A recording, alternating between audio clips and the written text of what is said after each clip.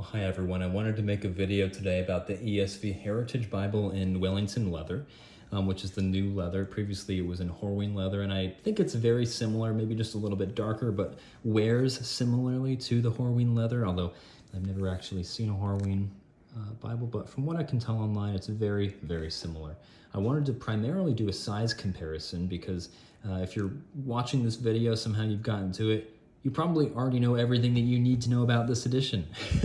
You're probably just curious to see it more in action compared to other Bibles as I was. So just for size comparison, if you have a Banner of Truth book, it's probably about the same height and length, but the width is fairly similar to this one. This is a chunkier Banner of Truth book, so I hope that helps. If you have an ESV thin line Bible, that's just about twice the thickness and a similar footprint here. However, the Heritage is also a little bit shorter too. If you have an ESV personal size study Bible like this, if this isn't too bulky for you to carry around, then neither should this one be, because it's about the same thickness, if not a little bit shorter. This study Bible that I have is rebound. I had it since high school, and then it was rebound, and then my daughter drew on it with Sharpie. Now, I primarily wanted to compare it to the Legacy, which was my kind of daily Bible. It's one I'd carry to church. It's slightly shorter and slightly less wide, and yet the Heritage is thicker, a little bit thicker. Now, a lot of the bulk is kind of shaved off of the Legacy for the Heritage, and it actually does make it a lot easier to carry. So I found this one was a little bit hard to carry, even just with that extra small amount. It added a lot, whereas this one is a lot more easy to hold in your hands.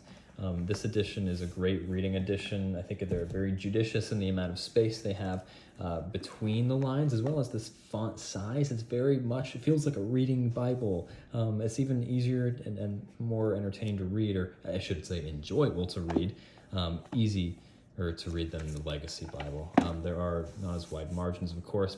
That Bible tries to use the Renaissance ideal, bringing the text of the page up into the, kind of shrink it up into the middle, so that have these kind of long Renaissance style margins at the bottom and the sides. So in this Bible, as similar as it is, it's also, I guess, just more of a normal single column Bible. And the fact that the chapter numbers and the subtitles are in the text itself, which is fine by me. It's,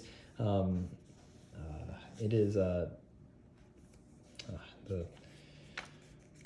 word has, is lost on me, but line matched. That's what I was going to say. Line matched. There's not much ghosting, and where it exists, it's not distracting. It's great. Now, one thing about this Bible that is unique to this edition, I hope, is that there is no that they maybe forgot to glue down the inner liner. However, they did not leave me without it. It was actually tucked into one of these pages back here. So I do intend on just putting a strip of maybe some paper bookbinding glue down here and just setting that back in there. So that was kind of peculiar when I first got this Bible, that it wasn't included in the back. It must have just been an oversight. But yeah, it's a really nice Bible. However, as durable as it is, it also takes nicks very easily. I've had this for about 1 week. You can already see a couple of these. I babied this thing for the first day, and then I picked it up off the table, and then I noticed that this scratch was already in it. And it was a scratch that I had, caused for it. It wasn't there when I took it out of the box, but then even when I was babying it, I still was able to scratch it somehow with a crumb, presumably, I don't know, but it really does get scratches easily. I don't even know how this happened, and that's something that you got to be okay with this. Now, I think in time it's gonna, really show its wear in a really unique way, but it's not gonna stay preserved as it is out of the box forever. It's very smooth. It's not incredibly flexible, but I haven't worked or broken it in at all, and it's become a little bit more flexible. I don't mind the how it feels, the tactility to it. It's very smooth. It looks like a fake leather, like a true tone more than anything, but it feels really great. You gotta enjoy this aesthetic of having no gold on it or in it, except for, of course, the pages.